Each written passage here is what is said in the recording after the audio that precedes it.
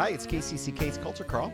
I'm Dennis Green, and on the air you won't notice quite so much, but if you're watching the video, you can see this is a Zoom edition, even though I am talking with two well-known local Iowa musicians, Betsy Hickok. Betsy, welcome. Thank you. Great to be here. And Lynne Rothrock. Lynne, hi. Hi. And the main reason that we are remote today is because Lynne is actually performing in a show in South Dakota at the time of taking, which still has a few days left. So before we talk about Shout Sisters, I've been following this on social media, of course, not only because it's you, well, mainly because it's you, but also because Come From Away is, one of my favorite shows ever. So I know you're following up your performance with Revival Theater here in Cedar Rapids with a little summer stock professional action in South Dakota. So tell us what you're up to.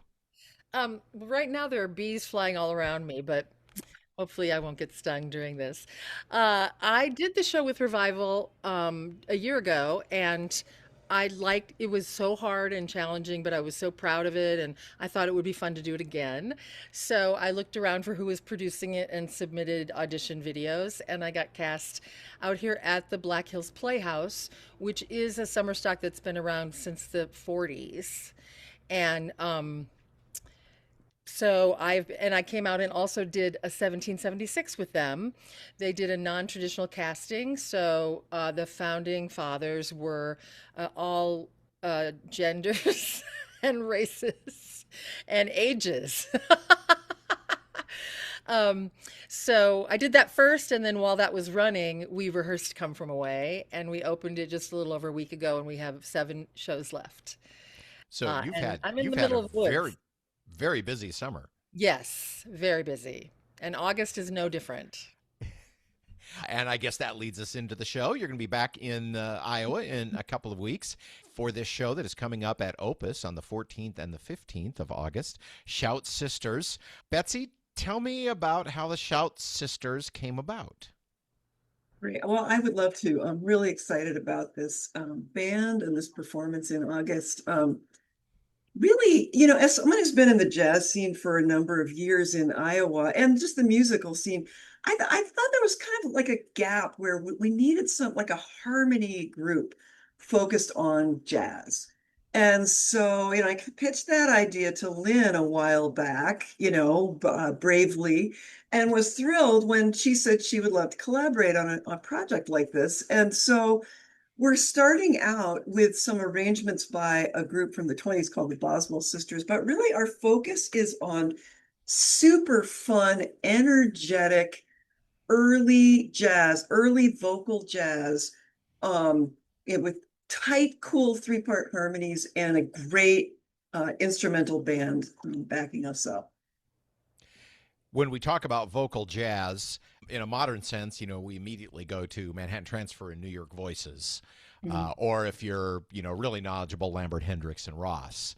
But even before that, like you said, from the 20s, the Boswell Sisters were a hugely popular group who worked with all the greats, Benny Goodman, Glenn Miller, the Dorseys, all of that. This was a huge thing in the early days of swing. I like to point out that the Boswell Sisters, what I love about their music is, the Andrews Sisters are great, but the Boswell Sisters are the Andrews Sisters on steroids. They're, Andrews Sisters were kind of a little bit, straighter 1940s. But the Boswell Sisters started out in the 20s, and they took in all these New Orleans influences and brought, because they were from New Orleans. Because they're from New Orleans, yes. And they grew up in New Orleans in the 20s, and they were steeped in the cool, instrumentation and scat and just all the super fun aspects of jazz at that time. And so then subsequent groups were definitely influenced by them, but they were one of the first and one of the most innovative. Yeah, I skipped over the Andrews Sisters, but you're right. They were kind of the second wave, in essence. Yeah. Took the pioneering work of groups like the Boswell Sisters and kind of made it more mass appeal, probably. That's right. Yeah, almost more pop than jazz. Mm-hmm. Maybe. I mean, I don't know. Now, of course, three Andrews sisters, three Boswell sisters, and there are three Shout sisters as well. That's correct. We have Evelyn Evelyn couldn't join Rush. us for this. How did you get hooked up with her? Well, honestly, Betsy and I had talked about this project for years, and we that was our sticking point, kind of like, well, who will be the third, or who was available mainly of people we knew and that we just kind of felt like would be a good fit, and also um, I experienced enough that it was really collaborative, uh, and we really kind of struggled with finding a third who had time to do a new project, basically. And we thought we had somebody for a while, and then that didn't pan out. And I was teaching adjunct at Cornell College, and I really liked working with my colleague Evelyn Rush. And one day I just said to her, "You ever sing jazz?" And she was like, I'm not a hardcore jazz, but I was like, same, I'm not, So I thought maybe she'd be a fit and let's give it a try. And it's kind of been great. So that's how we got Evelyn. What I love about that is I think Lynn and Evelyn and I each bring a little, slightly different backgrounds and styles to the music.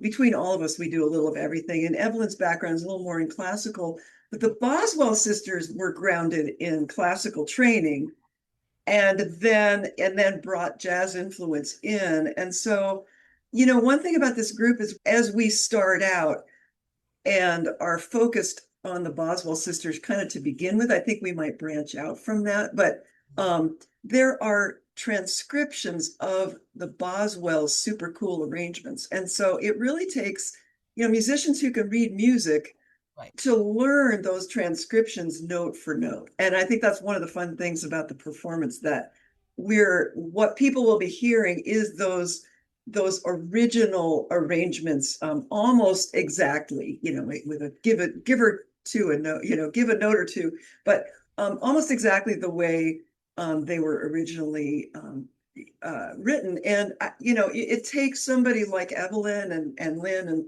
and folks who can read music to do that. And then you have to bring the swing and the jazz to it as well. I was going to ask where the arrangements came from, so it sounds like you really dug in and done a little musical archaeology to find these.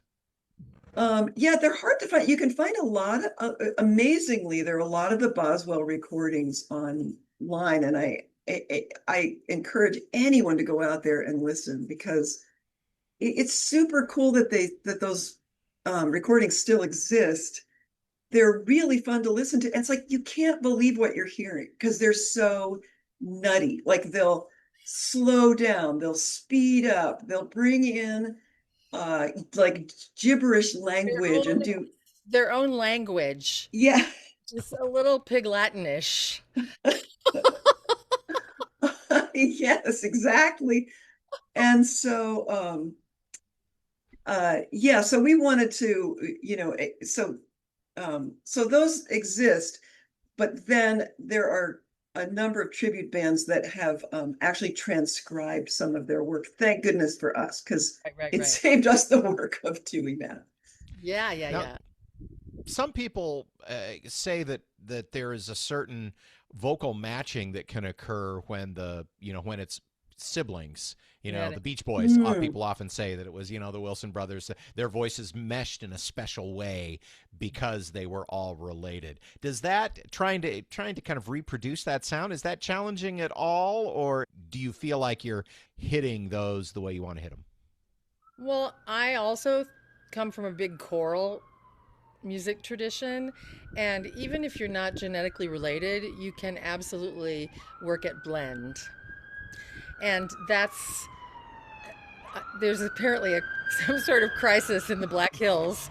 The sheriff just drove by, and probably something about mining gold. I don't know.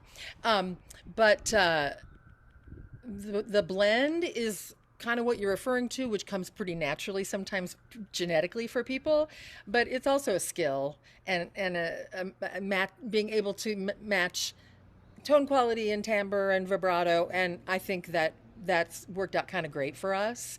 But a lot of that is just being part of good choirs and having that be part of your background. but definitely a little adding to the degree of difficulty rather than just, hey, here are these charts. We're going to sing them through a few times and then we're going to do a gig. Correct. Correct. Yeah, that's right. I'll bet you have a stellar instrumental band to back this up. We do. I am, oh, No, I'm no, go so, ahead. Go ahead. I just want to say, I am so totally excited about this band. The more I hear of them, the more excited I am, because this is really, it's really New Orleans style music. And how you find, you got to find the right musicians for that. And I just want to say, I know Lynn works with and everybody will know this, the Cedar Rapids piano player, Julia Andrews. Um, she's such a gifted pianist in any mode, but man, does she get the New Orleans style. I mean, it is so right up her alley. And so My girl. her her playing is just delicious. And then Lynn Hart, the woodwind player, is oh my God. I mean, I'm not sure, dare I say, I'm not sure there's another woodwind player who gets this style of music as well as she does. So We we're were thrilled to. all really excited when we were like, we got Lynn Hart. Yeah, Lynn exactly. Hart's on the Yeah, team. yeah. And then I'll just mention my musical partner Ron Roberts is also part of the band playing guitar. And Lynn, I'll let you round out the bass and Well, we have the world's most adorable drummer, Greg Can, who just makes everything better simply by being there, but also he'll play the drums. Um, and then we also got Vivian Shanley because she's in town for the summer.